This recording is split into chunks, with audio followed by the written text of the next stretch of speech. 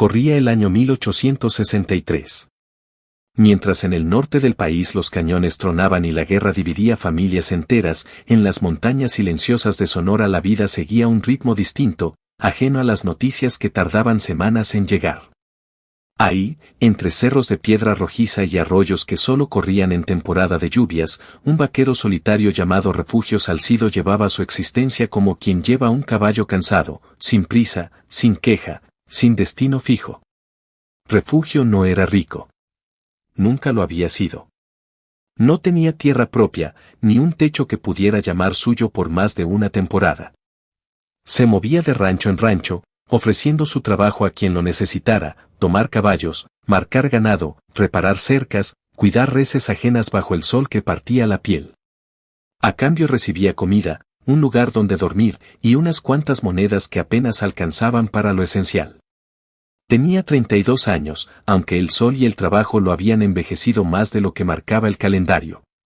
Su rostro, curtido y silencioso, guardaba pocas palabras y ninguna queja. No tenía familia que lo esperara en algún pueblo, no tenía mujer, no tenía hijos. Su única compañía constante era su caballo, un animal zaino al que llamaba simplemente compadre, y su rifle, que llevaba más por costumbre que por necesidad. Los hombres que lo conocían decían que Refugio hablaba más con su caballo que con cualquier persona. No era desconfianza, sino una forma de vivir que había aprendido con los años. Cuanto menos dependiera de otros, menos podían decepcionarlo. El desierto le había enseñado esa lección desde niño, cuando perdió a su madre por una fiebre que ningún médico llegó a tiempo para curar, y a su padre, años después, en una disputa por tierras que terminó con un balazo y una tumba sin nombre. Así que Refugio vivía como vivía el desierto mismo, duro por fuera, silencioso, pero con algo profundo latiendo por dentro que pocos llegaban a ver. Aquella tarde de octubre, Refugio cruzaba un arroyo seco entre dos cerros rocosos, camino a un rancho donde le habían prometido trabajo por la temporada de marcado de ganado. El sol comenzaba a bajar, pintando el cielo de tonos naranjas y dorados, y las sombras de las rocas se alargaban sobre la tierra reseca. Fue entonces cuando algo llamó su atención. Un destello, apenas perceptible, entre las piedras del lecho del arroyo. Refugio detuvo a compadre y se quedó mirando fijamente aquel punto de luz que parecía moverse con el último sol de la tarde. Bajó del caballo. Se acercó con pasos lentos, casi con cautela, como quien se aproxima a algo que podría desaparecer si se movía demasiado rápido. Se arrodilló junto a las piedras y comenzó a apartar la tierra con las manos. Lo que encontró lo dejó sin aliento. Oro. No pequeñas motas dispersas como las que a veces se encontraban en los ríos de la región, sino vetas gruesas, visibles, incrustadas entre las rocas, brillando bajo la luz dorada del atardecer como si la montaña misma hubiera decidido revelar un secreto guardado por siglos. Refugio se quedó inmóvil durante varios minutos, con las manos llenas de tierra y fragmentos de mineral, tratando de comprender lo que tenía frente a él. Había escuchado historias, como todos en la región, de vaqueros que encontraban fortuna en las montañas y se convertían de la noche a la mañana en hombres ricos. Siempre había pensado que eran solo eso, historias, leyendas contadas junto al fuego para pasar el tiempo. Pero ahí estaba, frente a él, tangible, real. Suficiente oro para cambiar por completo el rumbo de su vida. Suficiente para comprar tierra propia, ganado, una casa con techo firme, quizás incluso para pensar en formar una familia, algo que nunca antes se había permitido imaginar. Esa misma noche, Refugio armó su campamento junto al hallazgo. No quería alejarse, no quería arriesgarse a perder el lugar exacto ni a que algún otro viajero pasara por ahí y descubriera lo mismo que él. Encendió una pequeña fogata, ató a compadre a un árbol cercano y se sentó a contemplar el fuego, incapaz de conciliar el sueño. Su mente no dejaba de imaginar todo lo que esa fortuna podía significar. Pensaba en la tierra que podría comprar, en el rancho que podría construir, en la vida distinta que finalmente podría tener después de tantos años de trabajo ajeno y soledad. Por primera vez en mucho tiempo, Refugio sonrió solo, mirando las llamas, permitiéndose soñar. Pero cerca de la medianoche, algo interrumpió sus pensamientos. Pisadas. Lentas, pausadas, como si alguien caminara con cuidado alrededor del campamento, manteniéndose justo fuera del alcance de la luz del fuego. Refugio se puso de pie de inmediato, tomando su rifle, y escrutó la oscuridad que rodeaba el campamento. ¿Quién anda ahí?, preguntó, con la voz firme pero alerta. No hubo respuesta. Solo silencio. Dio unos pasos hacia la oscuridad, rifle en mano, escuchando con atención cada sonido de la noche. Pero no había nada. Ni un hombre, ni un animal, ni el crujido de ramas que pudiera explicar lo que había escuchado. Fue entonces cuando notó a compadre. El caballo, normalmente tranquilo, tiraba con fuerza de la cuerda que lo mantenía atado, con los ojos muy abiertos, las orejas hacia atrás, y un temblor visible recorriendo todo su cuerpo. Refugio se acercó para calmarlo, pero el animal no dejaba de mirar hacia un punto fijo en la oscuridad, como si algo estuviera ahí, algo que solo él podía percibir. Refugio pasó el resto de la noche despierto, sentado junto al fuego, rifle sobre las piernas, sin apartar la mirada de la oscuridad que rodeaba el campamento. El silencio de esa noche le pareció distinto a cualquier otro que hubiera vivido en tantos años durmiendo bajo las estrellas. Era un silencio pesado, casi como si el desierto mismo estuviera conteniendo la respiración. Al amanecer, agotado pero decidido, Refugio bajó al pueblo más cercano por provisiones.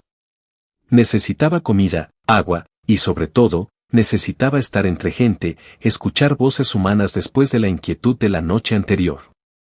El pueblo, pequeño y polvoriento, estaba envuelto en un ambiente distinto al habitual.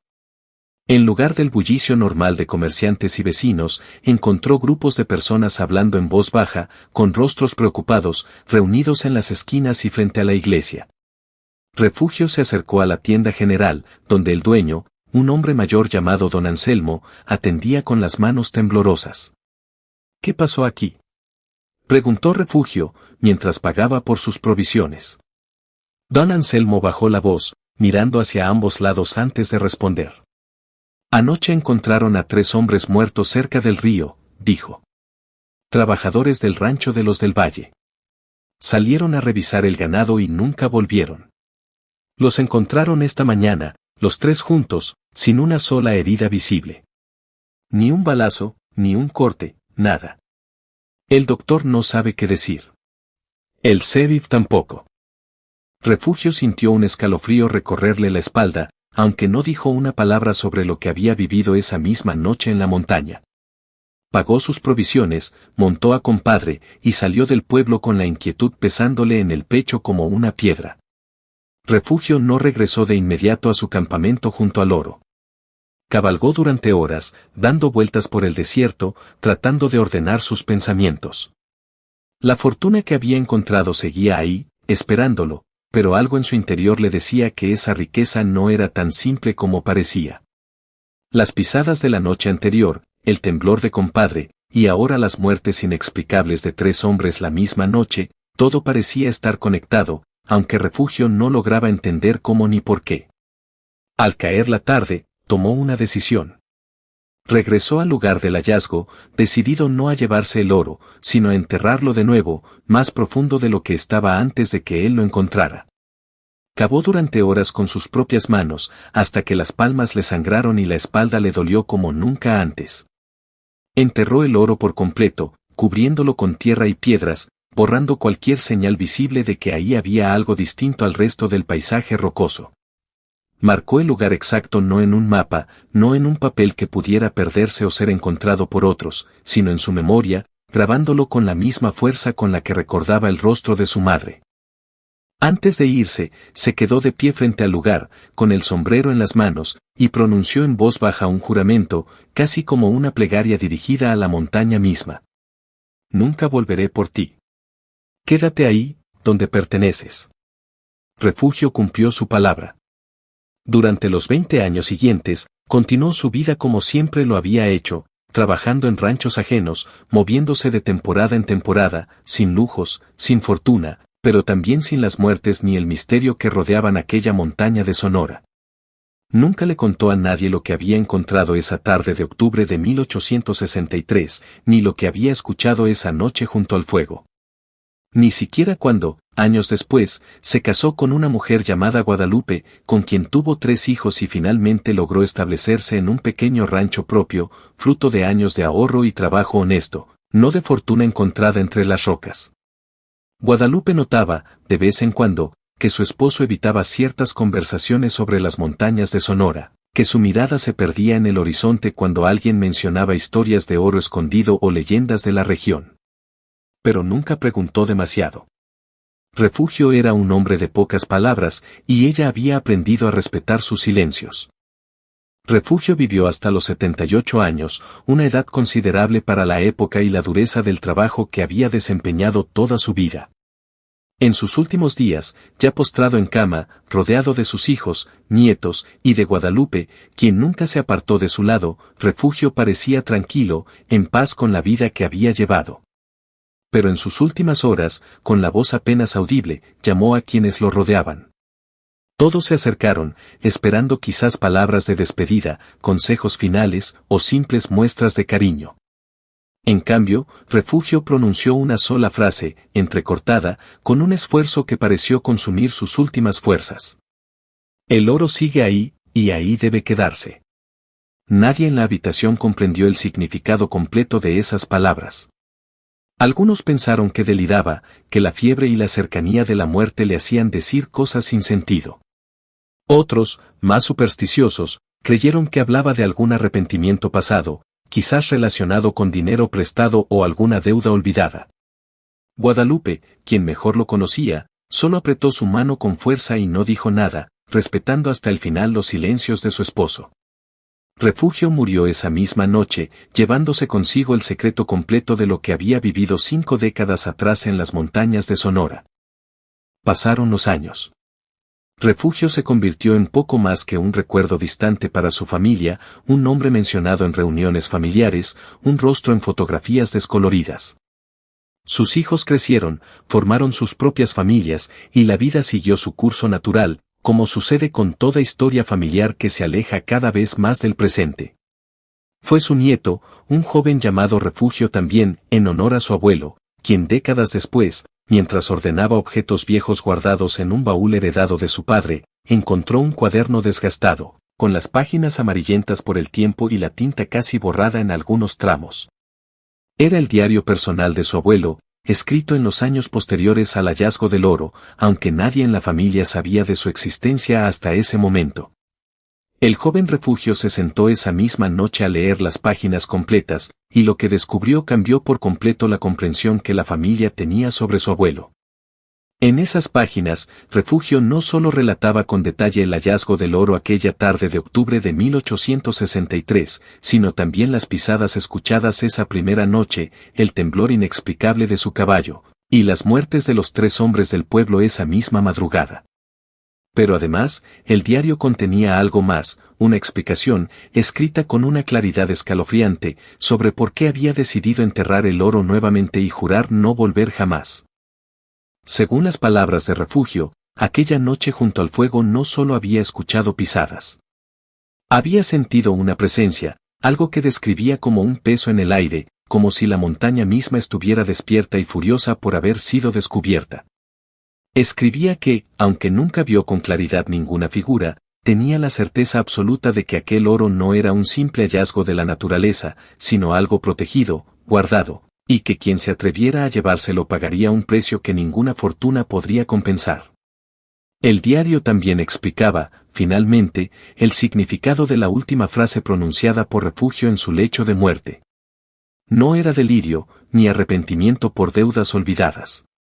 Era una advertencia, un mensaje final dirigido a quien algún día encontrara sus palabras escritas, el oro debía permanecer enterrado, sin importar cuánta necesidad o codicia pudiera tentar a las futuras generaciones. El joven Refugio, conmovido y a la vez inquieto por lo que había leído, decidió no compartir el diario completo con nadie fuera de la familia más cercana. Pero la historia, con el tiempo, comenzó a circular entre los rancheros de la región, transmitida de generación en generación, como suelen transmitirse las leyendas del viejo oeste, entre susurros, junto al fuego, con el respeto y el temor que merecen las historias que podrían ser ciertas.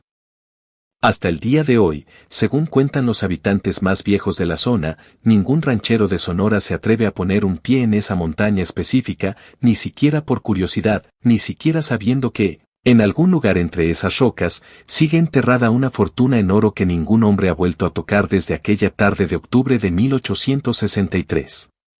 Algunos dicen que es solo superstición, historias exageradas transmitidas por generaciones de vaqueros con demasiada imaginación y demasiadas noches solitarias bajo las estrellas. Otros, sin embargo, aseguran que en ciertas noches de octubre, cuando el viento sopla de cierta manera entre las rocas, es posible escuchar, muy débilmente, el sonido de pisadas lentas alrededor de donde alguna vez ardió una pequeña fogata, esperando, quizás, a que alguien más se atreva a descubrir lo que Refugio Salcido decidió dejar enterrado para siempre.